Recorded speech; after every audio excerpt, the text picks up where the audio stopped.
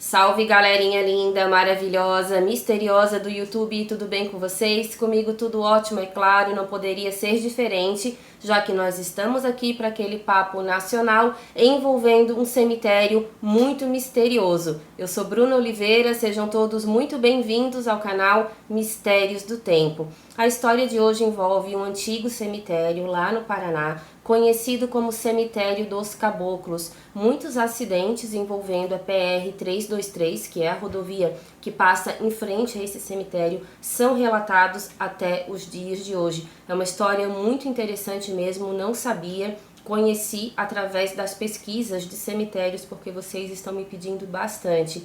Só uma informação, tá, gente? Nós fizemos há pouco tempo um vídeo sobre o cemitério da Consolação e lá eu mencionei o cemitério Vila Formosa, só que eu não consegui encontrar, pelo menos na internet, relatos envolvendo aparições de fantasmas, qualquer tipo de pesquisa sobrenatural que tenha sido feita naquele lugar. Eu encontrei sim uma história a respeito de um crime que aconteceu e essa menina que foi vítima desse terrível crime, ela está enterrada lá. Mas histórias realmente assombradas eu não consegui encontrar. Então eu vou pedir para vocês que, se vocês tiverem algum relato sobrenatural, experiência própria ou experiência de qualquer outra pessoa que vocês tenham tido contato, deixa aqui pra mim no comentário que quem sabe a gente não vai fazer um vídeo somente de relatos que vocês vão nos passar, tá bom? Eu espero que vocês gostem do vídeo de hoje. Se gostar, deixa o like. Se ainda não é inscrito, se inscreve também aqui no canal, porque isso, gente, nos ajuda muito a impulsionar o nosso trabalho. Agora chega de papo e vamos logo para o vídeo. Vlad, solta a vinheta.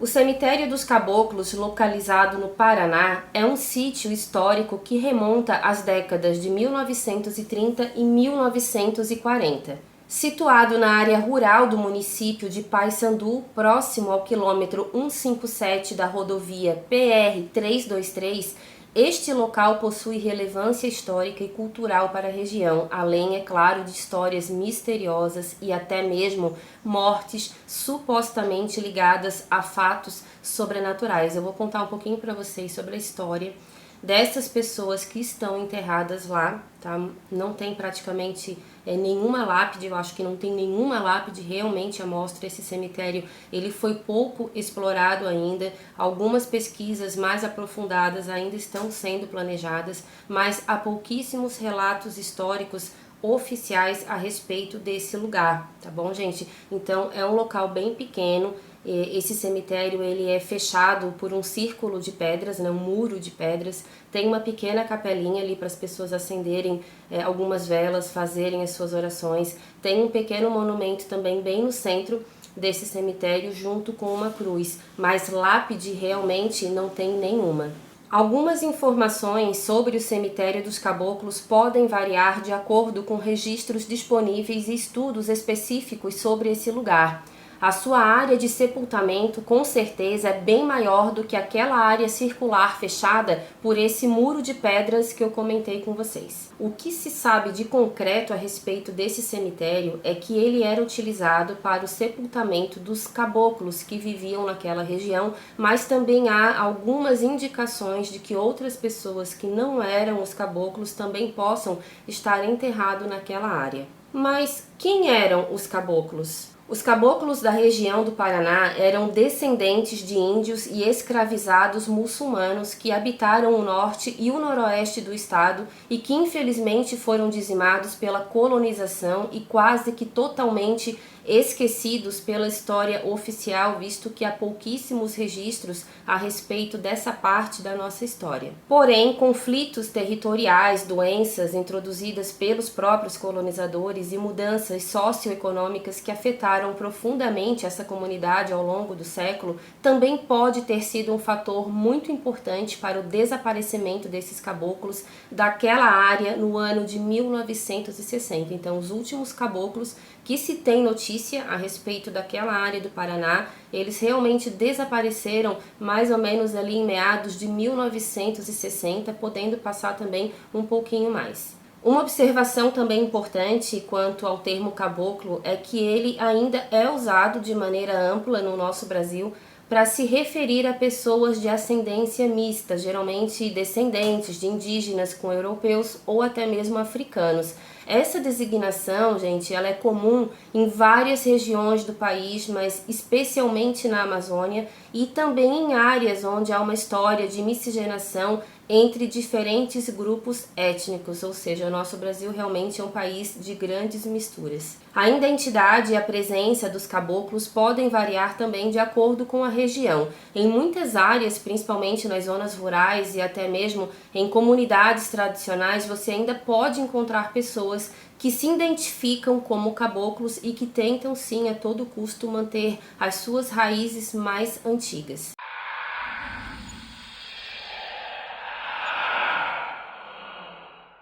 Antes da chegada da Companhia de Terras Norte do Paraná, que usa a sigla CTNP, hoje conhecida como Companhia Melhoramentos Norte do Paraná, usando uma outra sigla que é CMNP. A área já era habitada pelos caboclos sutis, então antes da chegada dessa companhia. Esses caboclos são o que estão enterrados no cemitério dos caboclos e são eles também que estão supostamente ligados a toda a parte sobrenatural do vídeo. Daqui a pouquinho a gente vai chegar lá, não saia daí, gente, porque essa história é muito interessante mesmo. Existem registros e indícios da presença desse grupo em várias partes do Paraná. No norte do estado, por exemplo, os sutis, eles foram identificados na década de 1910, passando por cidades como Marilândia do Sul, Apucarana, Itambé, Barbosa Ferraz e Paysandu. Água Boa e Cianorte também estão entre essas outras áreas. Há poucos estudos sobre o povo sutil, mas possivelmente ele foi formado pelo encontro dos índios guaranis provenientes das reduções jesuíticas e os descendentes de escravos vindos da região de Castro, também no Paraná, e de Assungue de Cima, antiga colônia de Curitiba. Também há muitas misturas, tá, pessoal, entre os caboclos, né, que eram descendentes também de muçulmanos escravizados, e também dos índios guaranis. Então também há essa mistura. Algumas crianças também nasceram por causa disso, então também há a mistura dos índios guaranis com os caboclos. Os sutis, eles tinham um estilo de vida muito próprio para poder se sustentar. Eles viviam de forma isolada em casas bastante simples, feitas de materiais naturais.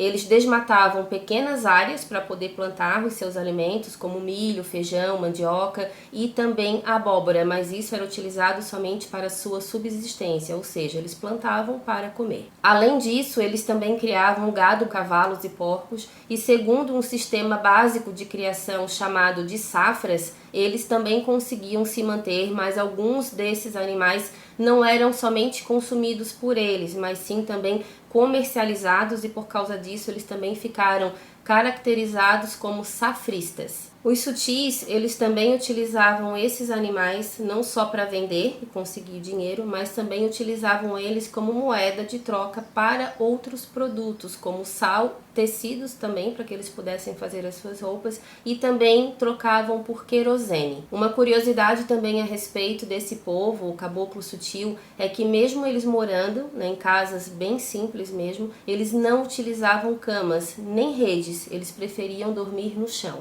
Eles eram um povo bastante unido também, muito simples, eles não eram territorialistas, eles facilmente também saíam de um lugar para outro, deixando as suas pequenas casas para trás, não eram considerados pessoas que tinham um interesse também muito grande em ficar sempre no mesmo lugar, e isso também os caracterizava como nômades. No começo da colonização, o Paysandu não possuía um cemitério público, então muitos dos primeiros habitantes enterravam os seus entes queridos no cemitério dos caboclos, ou seja, pode ser que sim, tenha muito mais pessoas enterradas ali, mas não necessariamente que todos eles sejam caboclos. O processo de colonização provocou a fuga dos sutis para o coração da floresta, fazendo com que eles desaparecessem rapidamente da área de Maringá. Diversas famílias sutis atravessaram o rio Ivaí e seguiram em direção a Japurá, onde eles se reuniram com outros grupos, e como eu mencionei para vocês, muitos desses grupos também, que eram considerados famílias da floresta, eram os índios guaranis. A partir dali, à medida que a colonização se expandia, os caboclos se dirigiram para Douradina e também Tuneiras do Oeste, e sempre procurando manter o mínimo contato com os colonizadores, que eram chamados por eles de homens brancos. Segundo Ildeu Manso Vieira, em seu livro chamado Jacus e Picaretas, a história de uma colonização, a CMNP adquiriu uma gleba nas proximidades de Rocandor, na cabeceira do rio Corumbataí, e fizeram lá nas matas de araucárias o assentamento dos sutis. Porém, as condições climáticas também desfavoreceram bastante, a falta de assistência médica e também socioeconômica contribuíram muito para que esse povo realmente desaparecesse, como eu já comentei com vocês, em meados de 1960. Então, assim, gente, é uma história pouquíssimo falada, né, nas escolas. Eu praticamente não sabia nada dessa história, não pelo que eu aprendi. Hoje, talvez, no ensino já estão ensinando, mas na minha época, né, não foi passado praticamente nada a respeito dessa história tão interessante do nosso vizinho querido aqui, Paraná. Quero mandar um beijo para os nossos seguidores lá do Paraná. Nós temos alguns membros aqui do canal também que são de lá, então galera, muito obrigada por todo o apoio de vocês, mas não fiquem com ciúme com todos os demais também aqui da região do Brasil. Um grande beijo e obrigada por tudo. Bom, agora que nós já falamos um pouquinho sobre esse povo, tá, que eu acho que tem uma história muito encantadora, bastante enraizada mesmo, uma mistura de raças muito interessantes. Infelizmente não é tão comentado, mas espero um dia que essa região seja mais valorizada. Então nós já contamos um pouquinho para vocês a respeito disso, que é a parte histórica, e agora nós vamos chegamos já na verdade, na parte sobrenatural do vídeo, e eu espero que vocês gostem.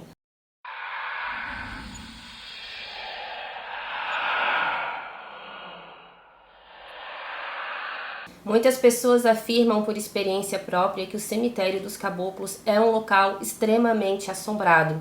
Entre diversas histórias contadas não só por moradores da região, mas também por pessoas, tá, que passam por lá, que não moram lá, mas que passam por lá, porque é um local bastante movimentado por ficar praticamente em cima de uma rodovia. E essa rodovia, PR-323, ela é conhecida como a Rodovia da Morte, porque muitos acidentes, infelizmente, são fatais, e aqueles que não são fatais possuem relatos envolvendo o sobrenatural. Muita gente fala que os acidentes que aconteceram ali foram sim por influência de alguma entidade que habita esse lugar. Muitas pessoas mencionam isso, não o povo daquela região, gente, mas sim pessoas que transitam pela PR-323. Eles já deixaram vários relatos na internet, tem muita coisa mesmo envolvendo relatos de caminhoneiro, de pessoas que estão viajando para visitar a sua família, aonde eles falaram sempre a mesma história, e são pessoas que não se conhecem, que também não têm canal no YouTube, que também não são caça-fantasmas,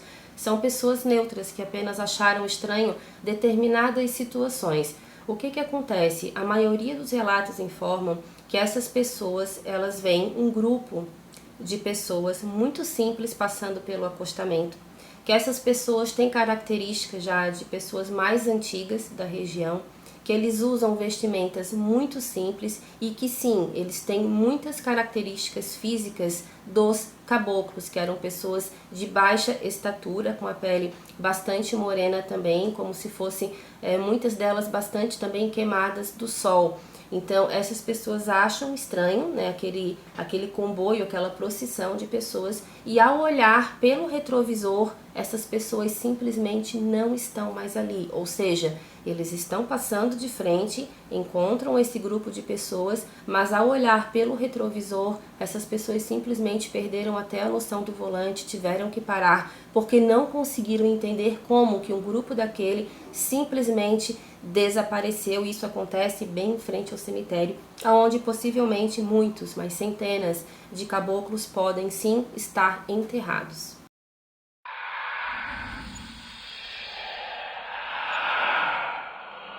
Segundo a história local, a área abrigava um famoso curandeiro conhecido como Pai Sandu, figura que inclusive deu o nome à cidade.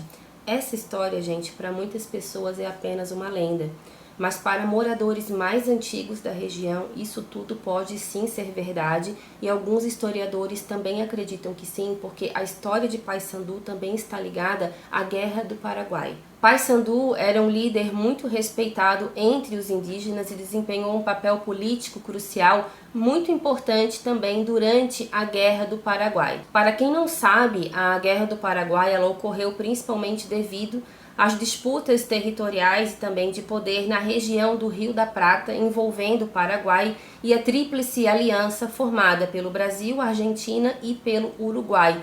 O conflito ele teve início em 1864 e durou até 1870. Então, o Brasil ele foi invadido pelo Paraguai em 1864, quando as tropas paraguaias atacaram a província brasileira de Mato Grosso.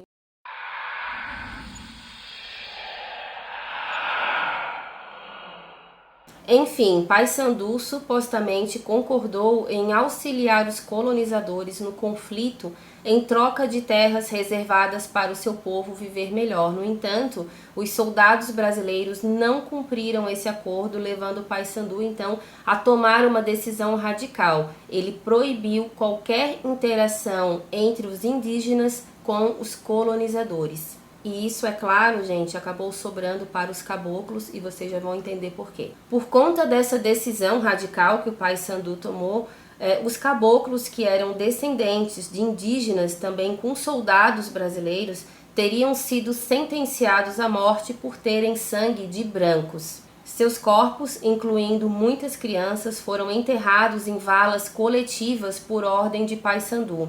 Após a morte dele, as mães dessas crianças falecidas, elas optaram então por erguer o cemitério dos caboclos, como uma forma de honrar as vítimas da crueldade de Pai Sandu. Então, segundo essa história, quem levantou aquele muro de pedras que cerca o cemitério foram justamente as mães daqueles pequenos caboclos que também pagaram com a própria vida por uma guerra que não era deles. No entanto, há quem acredite também que esses espíritos, por terem morrido de uma forma muito injusta, que eles não teriam encontrado a paz, e seria por isso então que muitas aparições, inclusive de espíritos que demonstram ser crianças, também aparecem lá no cemitério. Há muitas questões espirituais que eu não vou entrar aqui também no mérito nesse vídeo, dizendo que espíritos de crianças, na verdade, são outros espíritos, geralmente maléficos, que assumem uma forma de uma criança, que geralmente é a representação da inocência mais pura. Então muita gente acredita, muitos estudiosos espirituais acreditam que espíritos de criança, na verdade, são seres que se passam por elas. Uma dessas aparições, a mais famosa aparição desse cemitério, foi batizada, digamos assim, pelas testemunhas oculares que já tiveram algum contato com essa aparição. Eles batizaram então esse espírito de O Caboclinho.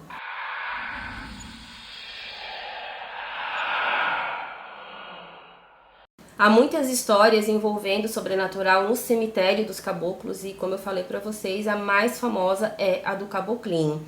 Ninguém sabe exatamente quem essa criança teria sido, mas segundo a grande quantidade de aparições envolvendo supostamente o espírito de um menino, sempre descrito com as mesmas características, acredita-se que ele tenha sido um dos caboclos enterrado nesse cemitério. Alguns relatos informam que ele teria mais ou menos a idade de 8 para 9 anos e outros relatos também falam que ele era um pouco menor. Muitos acidentes ocorreram na PR-323 em frente ao cemitério e muitas testemunhas e até mesmo sobreviventes desses acidentes, eles falaram que o veículo em que eles estavam se acidentou porque um menino apareceu do nada dentro do veículo e puxou o volante. E um detalhe, gente, todas as pessoas que comentaram a respeito desse menino puxar o volante, eles sempre falaram que ele puxava o volante somente para o lado esquerdo.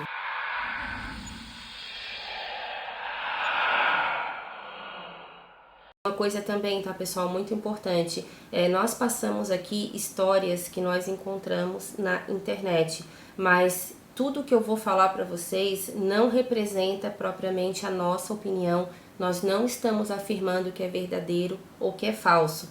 Nós respeitamos a opinião de cada um. Nós temos seguidores aqui que acreditam sim nessas histórias espirituais, tem outras pessoas que não acreditam e a gente respeita ambas as opiniões, desde que elas sejam escritas com respeito. Contrário disso, os comentários são excluídos. Enfim, esse caminhoneiro ele comentou alguns anos atrás que enquanto ele dirigia, ele estava fazendo um frete para uma empresa, ele relatou que o rádio, então, que tinha dentro do caminhão, ele estava escutando uma música em uma rádio, ele não detalhou muito, enfim, mas ele disse que essa música, que ele gostava bastante de escutar, inclusive, começou a ter algumas interferências. Mas a princípio ele achou que poderia ser a própria região, que às vezes dificultava realmente um pouco o sinal. Só que isso aconteceu um pouco antes dele chegar na frente do cemitério dos caboclos. Ele disse que quando ele chegou bem em frente ao cemitério, alguns tipos de gemidos também foram escutados e ele começou a ficar na dúvida se aquele gemido fazia parte daquela música, ou seja, se o problema estava na rádio que estava transmitindo ou no próprio rádio, que era o aparelho, ou se ele estava, sei lá, alucinando com alguma coisa, mas ele falou que estava muito lúcido, estava bem no volante, tinha dormido bem algumas horas antes, então não era problema de falta de sono. Ele começou a ficar com bastante medo porque aquele gemido começou a ficar mais forte e ele sentiu uma presença dentro do caminhão. Então ele ficou muito assustado, achando que realmente poderia ser alguma presença espiritual, porque ele sempre acreditou muito nisso. Em um momento assustador, ele afirma ter testemunhado algo semelhante a uma mão puxando o volante do caminhão dele para o lado esquerdo. Ele disse que ele percebeu que essa mão era uma mão muito pequena, que parecia sim ser a mão de uma criança, mas que ele não viu o corpo inteiro e que essa mão puxou o volante para o lado esquerdo na tentativa de sim provavelmente causar algum acidente. Assim que ele se afastou um pouco mais daquela região do cemitério, esse fenômeno simplesmente não aconteceu mais. Ah, Bruna, mas o cemitério é muito pequeno. Realmente, a área demarcada pelo muro é muito pequena, mas lembra que eu comentei com vocês que muitos arqueólogos, historiadores, eles acreditam que essa área seja muito mais ampla do que aquele pequeno muro de pedra, ou seja, a extensão de cemitério real, ela pode se estender por quilômetros. Esse caminhoneiro, ele não sabe afirmar se o que aconteceu ali com ele envolve essa aparição, chamada de caboclinho, mas como ele viu essa mãozinha pequena, era uma mão morena, puxou o volante, ele acredita que sim, que pode ser sim essa entidade bastante conhecida, mas ele não conseguiu ver o rosto desse espírito.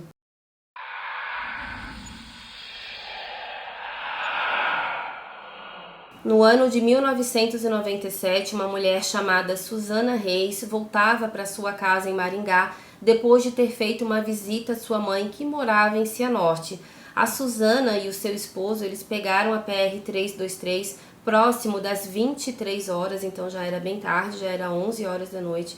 O marido dela queria ir um pouco mais cedo porque ele tinha medo de pegar a estrada nesse horário, porque era uma rodovia bastante perigosa mesmo, mas a saudade que a Suzana tinha da mãe dela era muito grande, porque elas não se visitavam com frequência, e ela resolveu ficar um pouco mais, e eles então pegaram a estrada nesse horário, e assim, foi a última vez que a Suzana realmente viu a mãe dela, e essa história, gente, foi contada por um policial, e é muito estranha mesmo, eu fiquei bastante impressionada, eu não consegui descobrir também o nome desse policial. Se alguém de vocês souber de alguma coisa, deixa aqui pra mim no comentário, que é uma história bastante impressionante e triste também. Enfim, a Suzana e o marido pegaram a estrada, eles tinham que passar em frente ao cemitério, e eles tinham o hábito de sempre, quando eles chegavam em casa, eles avisavam a família. E no caso da Suzana, a mãe dela pediu para que assim que ela chegasse em casa, ela ligasse para a mãe para avisar que estava tudo bem, só que essa ligação não ocorreu. A família do marido dela também ficou esperando,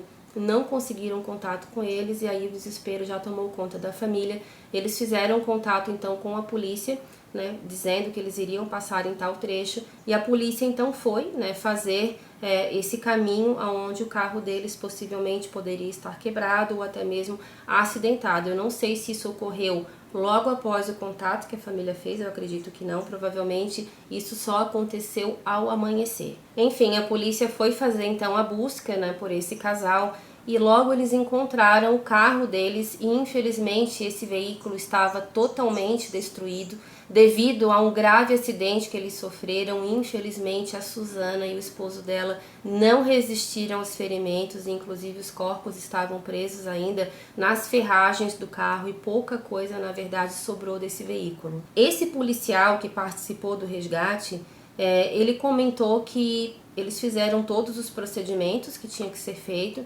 mas ele percebeu algo muito estranho também ao lado da onde ficava a porta do carro, porque praticamente o carro foi desmontado. A terra ainda estava úmida porque o carro ele foi parar naquele trecho de chão que é bem próximo do cemitério dos Caboclos. Então eles faleceram praticamente em frente ao cemitério. E o policial notou que a terra estava muito úmida, provavelmente por causa do sereno da noite anterior, mas ele percebeu pequenas pegadas que saíam de dentro do carro. Em contato com a família, eles já logo descobriram que não tinha mais ninguém dentro do carro a não ser a Suzana e o esposo dela, e que eles não tinham filhos, provavelmente não teriam dado carona para nenhuma criança, porque eles já saíram muito tarde da noite. Então aquilo tudo chamou bastante a atenção desse policial. O que ele fez? Ele não comentou nada com ninguém, até porque ele já sabia das histórias sobrenaturais que rondavam aquele lugar.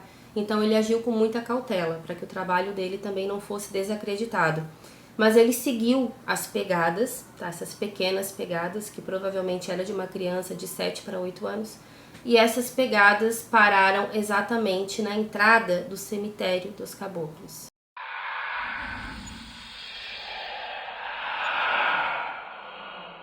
Há alguns anos atrás, um caminhoneiro chamado Dorival Nunes Braga, ele relatou que certa vez também estava fazendo um frete. Ele também precisou pegar a PR-323 e passar em frente ao cemitério dos Caboclos, e segundo ele, isso aconteceu exatamente à meia-noite. Essa história que eu vou contar para vocês, ela é muito parecida com a primeira que eu contei, que é referente ao caminhoneiro. O Dorival falou, porque o primeiro caminhoneiro a gente não conseguiu descobrir o nome, mas o Dorival, ele falou abertamente, muitas pessoas não acreditaram nele, mas ele disse que ele fazia muitas viagens, que realmente ele estava num período em que ele estava bastante cansado, então algumas pessoas falaram que ele poderia ter tido algum tipo de alucinação por causa do sono, que ele estava já viajando há muito tempo. Só que ele disse que já era um caminhoneiro com muita experiência, já tinha visto muitas coisas sobrenaturais na estrada, ele sabia que isso sim poderia acontecer, mas quando ele passou próximo da região do cemitério dos Caboclos, ele disse que ficou já com os sentidos dele em alerta, e o que aconteceu com Dorival foi a mesma coisa que aconteceu com o primeiro caminhoneiro. O rádio dele começou a desligar e a ligar sozinho. Teve várias interferências, algumas luzes também do painel do caminhão dele começaram a acender de forma como se alguém estivesse mexendo no painel do caminhão dele. Ele falou que sentiu uma presença muito forte, viu uma sombra dentro da cabine, mas ele não conseguiu identificar que sombra era essa. E justamente quando o rádio começou a soltar um ruído assim muito assustador, como se fosse um grito abafado, como se alguém estivesse gritando dentro do rádio, ele rapidamente desligou. Ele foi com a mão para desligar o rádio, só que ele falou que quando ele colocou a mão no rádio, ele sentiu essa outra mão em cima da mão dele. Ele levou um susto muito grande, ele olhou para o lado, não viu ninguém, mas o volante dele também foi puxado para o lado esquerdo. Ele saiu da pista, ainda bem que no lado da pista contrária não estava vindo nenhum carro, porque ele falou que ele não estava andando tão devagar assim, e que se algum outro carro tivesse na parte contrária, possivelmente teria acontecido um outro acidente, possivelmente fatal. O Dorival ele também comentou que outros amigos dele que passavam em frente ao cemitério já viram sim uma criança, tá, sem camisa, com todas as características de um caboclo, e que esse menino muitas vezes olhava para o caminhão de uma forma muito assustadora, e que ele ameaçava atravessar a rua para que talvez de repente uma freada brusca também pudesse ser ocasionada. Muitas pessoas que sobreviveram a acidentes comentaram que sim, que viram um menino dentro do carro, e que só pelo fato daquela criança ter aparecido dentro do carro Não foi nem preciso ele puxar o volante, porque quem estava dirigindo teria levado um susto tão grande com isso que ele próprio teria perdido, então, né, sozinho, vamos dizer assim, o controle do volante do veículo, e alguns acidentes aconteceram onde teve vítimas fatais, vítimas que sobreviveram também, e essas vítimas que sobreviveram também contaram a mesma história. São pessoas que perderam amigos, perderam familiares, não teriam por que inventar uma coisa assim.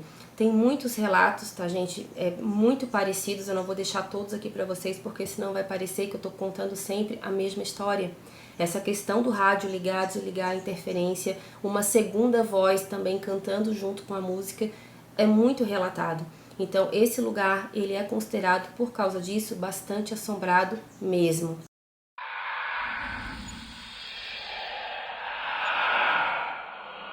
Muita gente acredita também que esses espíritos não estão em paz, não só pelo que teria acontecido com eles na época do Pai Sandu, mas também porque muitos rituais são feitos nesse cemitério. Eu vi algumas fotos na internet, vou deixar aqui para vocês, aonde sim aparecem garrafas, velas, flores, alimentos, objetos pessoais, desenhos ritualísticos também estão presentes nesse cemitério. Então muita gente acredita que esse tipo de ritual também pode evocar ou até mesmo incomodar bastante os espíritos que estão ali, e por conta disso, então, esse espírito maléfico apareceria na forma de uma criança para poder gerar esses acidentes.